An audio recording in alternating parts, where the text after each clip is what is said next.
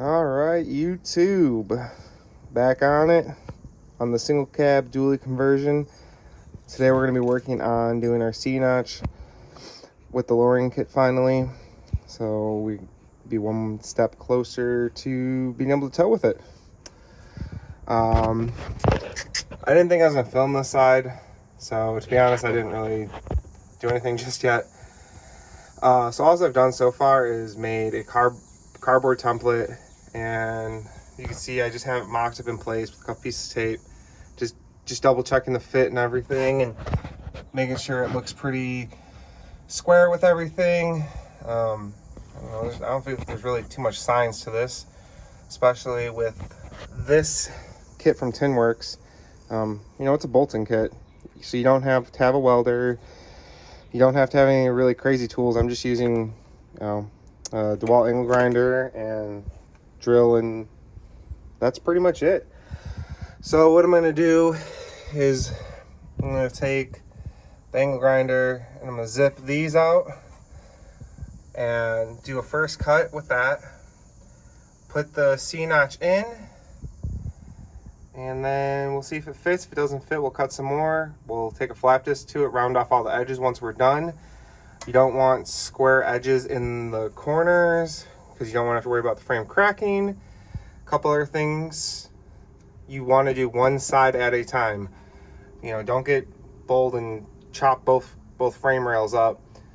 You could lead to having issues with the flexing, twisting, breaking. So you don't want to do that. Do one at a time. One at a time, take your time, make yourself a nice template, get it all lined up. When you're happy with it, double check, feel it, look at it, and then make some cuts. So I'm gonna put my cutting disc on, make some cuts, and then we'll see if it fits. Hold on. All right, first cut was good. You can see the notch is in. I could use a little bit right there, but the bed's not necessarily on straight right now. I can always adjust that. So I didn't paint the C-notch yet because I wanted to fit it, and I knew I was going to be bouncing it off the frame back and forth a bunch of times. So before anything else, I'm going to mark and draw all the holes on here. There's four, one here and one here. There's a hole for the bump stop right here. Now you could weld this in if you want to. What you could do is, instead of drilling these holes out, you can just grind them down and rosette weld each one of these and then weld all the way around. I don't feel like really doing that this time around with this notch. I'm just gonna drill the holes and do it like that because yeah, that's just where I'm at. Back here, these 4 bolts is going to be where the airbag mounts. So after I drill the holes, do everything, and paint the C-notch and put it in, then you'll see me start adding the airbag helpers. So let me get drilling some holes, and we'll bring you back here, well, I guess in a click. All right, guys, back under here. So as you can see, I have the C-notch in, everything's painted.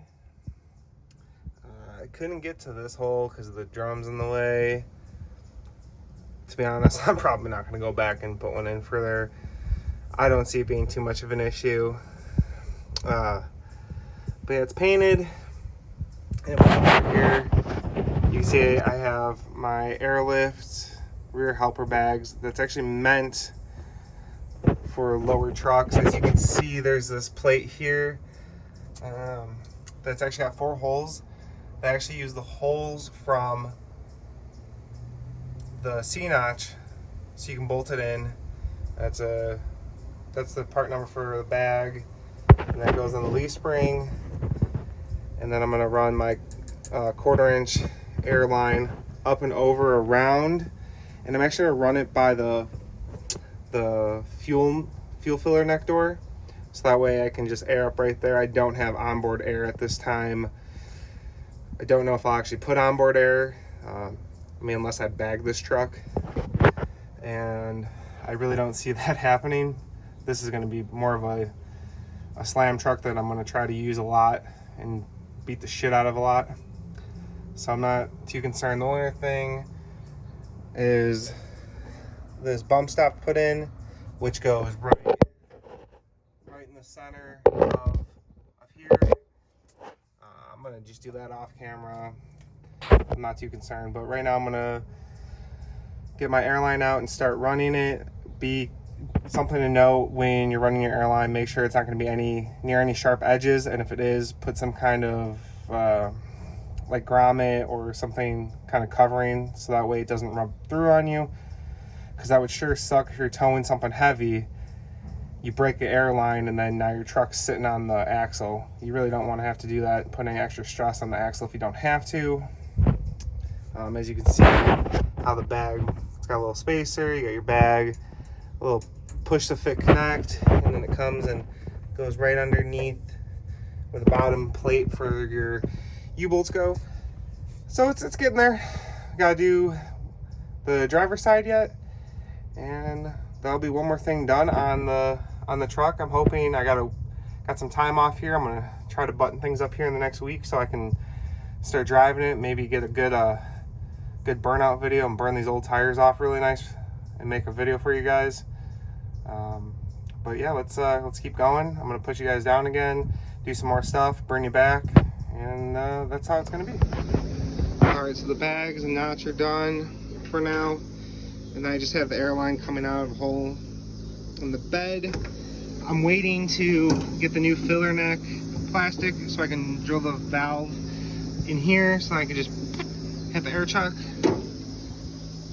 The other thing I got done was I got the bumper bolted in, so that's actually strong and you can step on it. Being that this is a farm bumper, it protrudes out of the truck more than like the chrome one, so my flipped hitch gusset was hitting, so I just took the center circle and just triangled it out, hit it with the flap disc so it was nice and smooth so you won't bang yourself up on it, so that way I can run the drop hitch. I have the 7-pin wiring hooked up as well as the trailer brake, so I should be totally safe to tow and pull. But it's getting there. A couple more days of wrenching and this truck should be on the road. Thanks for watching, guys. Catch you on the next one.